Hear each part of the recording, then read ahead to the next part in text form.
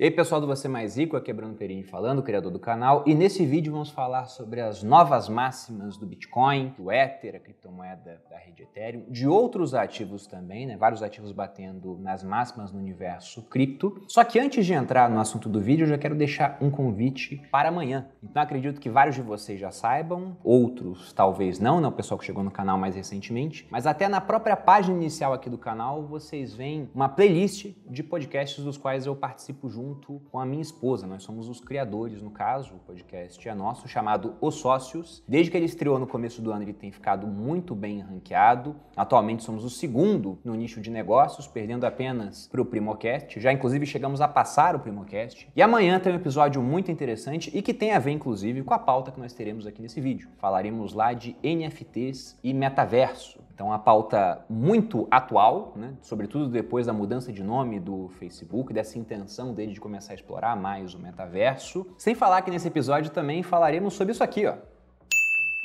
Então, o que será que esse desenho aqui, que vocês podem ver que guarda certa semelhança comigo, né?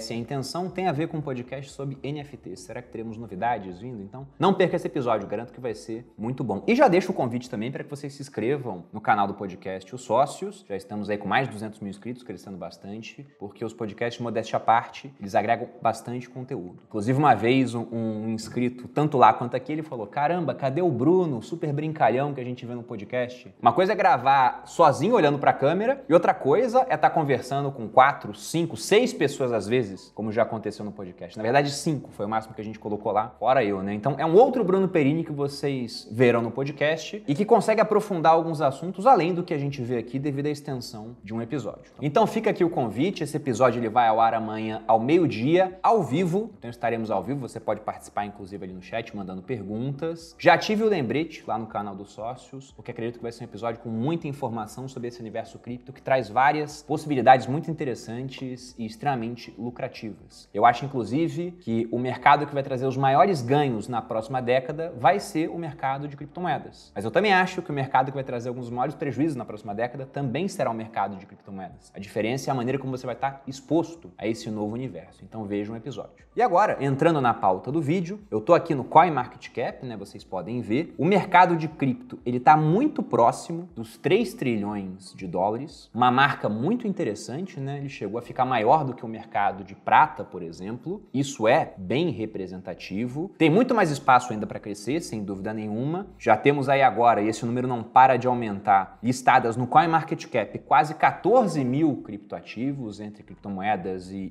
tokens. Mas eu quero chamar a atenção para aqueles dois que são os mais relevantes hoje dentro desse universo: Bitcoin e o Ether, da rede Ethereum. Ambos em alta hoje, nos preços praticamente máximos de sua história. Vindo aqui, por exemplo, no Bitcoin, se eu pegar o gráfico de um ano, e se eu pegar de todo o período, né, a gente vê que o começo lá fica quase irrelevante perto do que a gente tem agora. Vejam que fica quase que uma linha reta lá no começo, né? Isso aqui foi o ano de 2017, onde bateu lá naquela época em torno de 70 mil reais, depois caiu bastante, e agora estamos muito próximos aí dos 70 mil dólares. E se a gente for olhar o gráfico do Ether, no ano também praticamente nas máximas, né? Varia um pouquinho, bate uma máxima, baixa um pouco, mas está praticamente nas máximas. E também em toda a sua história temos um gráfico parecido, um topo lá em 2017, no começo de 2018, uma queda acentuada e agora batendo novas máximas. E aí, logicamente, a pergunta que vem para quem está dentro desse universo é: será que vai mais? E para quem tá fora, é aquela velha pergunta: será que ainda consigo entrar ou já passou da hora, talvez seja até o momento de vender, realizar parte da posição? Bom, na minha opinião, deixando bem claro que é muito complicado você fazer qualquer tipo de prognóstico para um mercado tão volátil quanto o de criptoativos, mas falando do que eu tô fazendo com o meu dinheiro, eu não vou vender agora. E pelo seguinte, olhando aqueles indicadores que eu sempre gosto de mostrar aqui para vocês. Primeiro pegando na parte do indicador de sentimento, o Crypto Fear and Greed Index. Então estou com ele aberto aqui, vejam que atualmente, vai atualizar daqui a 7 horas, ele está no patamar de 75. Então não é um patamar muito alto se a gente for olhar até o histórico desse ano, né? Um período curtíssimo. A gente vê que ele estava até mais alto, 84, e agora ainda não foi lá para cima. Então o preço ele está subindo, mas a ganância das pessoas, o sentimento de euforia, ele ainda não acompanhou. Até baixando aqui para que a gente possa ver os patamares desse ano, por exemplo, vou colocar o período de 12 meses, né? Vejam que nós estamos chegamos em patamares mais altos, que foi uma região que a gente ficou durante boa parte do ano, mas veja que lá no começo do ano, final do ano passado, chegou a bater a casa de mais de 90. Então ainda tem espaço para que isso aqui evolua. Lembrando que essa evolução, ela não é linear. Não quer dizer que, por exemplo, quando esse indicador sair de 75 para 85, a gente vai ter um aumento de, sei lá, 5 mil dólares, né? Pode ser que de 75 para 85 tenha um aumento de $1.000 e de 85 para 95 tem um aumento de 10 mil dólares no preço. Não dá para saber o que vai acontecer. Mas o ponto é que eu, pessoalmente, gosto sempre de aumentar a posição quando esse indicador cai para patamares que eu julgo pouco razoáveis, nessa faixa aqui, e tem vídeos no canal mostrando isso. Eu aproveitei para comprar mais. E se eu for diminuir a posição, o que obviamente eu vou ter que fazer alguma hora, a não ser que meu patrimônio aumente muito, vendo, por exemplo, das atividades empreendedoras, para que eu não precise vender e compre outros ativos, mas eu gosto de vender aqui, ó, nesses momentos onde o indicador ele passa do patamar de 90, fica em 95, sambando lá em cima, onde quando eu abro uma caixa de perguntas no Instagram, o que mais chega é pergunta sobre Bitcoin, e não estamos nesse momento ainda. O que tem chegado muito ao longo dessa semana, obviamente, é pergunta de IPO do Nubank, nos sócios. Tem vídeo aqui, inclusive, no canal falando sobre o assunto, foi o último publicado. Então, não tô vendo tanto no meu indicador pessoal, que é através dessa maneira que eu tenho de estar mais próximo do público, graças às redes sociais, quanto no Fear Greed Index, por mim não tá na hora de vender ainda, né? Deixando bem claro que eu uso isso aqui para balizar as minhas decisões com dinheiro. De nenhuma maneira isso aqui é uma recomendação para que você faça simplesmente o mesmo, sem pensar duas vezes. Não é isso que eu tô falando. E quanto a um outro indicador que eu gosto bastante também, que é o múltiplo de Mayer, né? Que nada mais é do que a divisão do preço atual do Bitcoin pela sua média de 200 dias, ele costuma indicar como boas regiões para que você possa comprar o Bitcoin quando essa conta está dando abaixo de 1. Ou seja, ele mostra que o preço atual está abaixo da média dos 200 dias. Porque vamos pensar, né? Eu gosto até de uma frase sobre o comportamento humano, os hábitos. A gente vê que o nosso comportamento diário muda muito mais rápido do que a média do nosso comportamento. O que eu quero dizer com isso? Se você, por exemplo, começa a treinar e treina durante 21 dias, mas a sua história é de 10 anos sem treinar. Se a gente tivesse que apostar, eu apostaria que no ano que vem você não está mais treinando. Porque embora o seu comportamento tenha mudado e se mantido de uma certa forma durante 21 dias, tem 10 anos de média mostrando que, olha, o teu comportamento é diferente. Então, o seu comportamento muda muito rápido, ele é muito volátil, mas a média do comportamento demora mais para mudar. Com Bitcoin é a mesma coisa. A média também é volátil, mas como é uma média de 200 dias, ela é muito menos volátil do que o preço em um dia, no outro dia. Então, isso mostra, né, acreditando que ele possa ter um tipo de comportamento de regressão às médias, que se o preço atual está abaixo das médias, provavelmente ele está barato. Se o preço atual começa a ficar muito acima das médias, ele vai ficando menos atrativo para que você possa comprar. Um patamar de 1,5 já é um patamar mais alto, mais longe ainda de onde esse indicador julga ser um patamar onde está pouco razoável ter uma exposição, onde já está até perigoso, né? O preço está muito esticado no presente em comparação com as médias e seria um ponto para vender. E que patamar é esse? Se a gente for descer aqui, e esses links estarão na descrição do vídeo, é o patamar de 2,4. Ele coloca até um porquê, explica, mas eu considero um porquê meio arbitrário, mas de toda forma, passando de 2, eu já considero um patamar onde, olha, talvez seja interessante, dependendo do tamanho da sua posição. É lógico que se o cara tem 1% de Bitcoin na carteira e virou 3, ele pode segurar. Agora, se o cara tem 10 e virou 30, aí é interessante ele realizar alguma coisa. Mas acima de 2 já começa a ficar um patamar onde você fica de olho ali, né? O preço avançou muito em comparação com a média. E 1,5 é um patamar intermediário. Ele até fala aqui, né? A média desse múltiplo desde a criação é em 1,43. Então, estamos um pouco acima da média do múltiplo desde a sua criação. E se a gente for pensar também em termos de sazonalidade, por que eu não estou disposto a vender agora? E acho até que vai mais, porque não estamos ainda em pico de euforia, porque o múltiplo também está mostrando que o preço não avançou tanto assim quanto a sua média. O que eu vejo também é que na bolsa, isso também acontece, aquela questão de rally de fim de ano, eu acho que a gente vai ter uma coisa parecida nesse universo de criptomoedas. As pessoas, elas estão me perguntando constantemente, né? Será que o Bitcoin vai até 100 mil? Ah, tem a previsão do modelo Stock to Flow, a gente até consegue olhar essa previsão aqui, ó, colocando na tela. Ah, o modelo Stock to Flow fala em Bitcoin já na casa dos 100 mil dólares. Vejam aqui, né? Nesse modelo Stock to Flow, que acompanha o preço do Bitcoin, e uma pessoa olhando assim o gráfico de uma vez pensa, caramba, a linha azul é o modelo. O modelo é super assertivo aqui em relação ao preço do Bitcoin, fica realmente muito próximo. E agora agora, para o mês atual, ele está prevendo que o Bitcoin deveria estar mais ou menos na casa dos 100 mil dólares, sendo que ele está na casa aí dos 68, né? Ele mostra aí o patamar atual, sendo que era para estar acima de 100 mil. E vendo esse gráfico, o pessoal pensa, poxa, esse modelo é super assertivo. Primeiro, vale a pena falar o que é isso, né? Stock to flow. Até traduzindo fica mais nítido o que é. Quanto tempo o flow, o fluxo, vai levar para completar o estoque? Como é que funciona no Bitcoin? No Bitcoin, desde que ele foi criado, aquela primeira transação que nós tivemos em 2009, a cada espaço de mais ou menos 4 anos, nós temos um processo chamado halving, que diminui pela metade a recompensa dos mineradores. Então, para quem resolvia aqueles problemas matemáticos que o protocolo cria, e lá atrás ganhava 50 Bitcoins por isso, após o primeiro halving passou a ganhar 25, depois 12,5 e atualmente 6,25. Então veja que as recompensas para a resolução dos problemas ficam cada vez menores com o passar do tempo. No próximo halving, o último foi no ano passado, né, em 2020, então mais ou menos ali em 2024, o que vai acontecer é que essa recompensa que está em 6,25 vai cair para 3,125. Então veja que o fluxo da criação de novos Bitcoins fica cada vez menor. E o estoque deles, o que já existe, fica cada vez maior. Então, devido a essa escassez maior do Bitcoin, leva mais tempo para que o fluxo possa repor o estoque. Então, esse modelo busca calcular qual seria o preço justo por Bitcoin, tendo em vista essas premissas que são facilmente dedutíveis, né? O quanto já foi gerado e o quanto vai ser gerado ainda ao longo do tempo. Então, ele bota numa fórmula e cospe o preço aqui. O que a gente pode falar que é um chute, mas de certa forma é um chute educado. E aí, quando você olha o gráfico, pensa, pô, mas é um chute educado onde ele está acertando. Mas repare que esse gráfico está numa escala logarítmica, né? Não numa escala normal. A distância entre 1 centavo e 10 centavos é a mesma de 10 centavos para $1, que é a mesma de $1 para 10, que é a mesma de 10 mil dólares para 100 mil.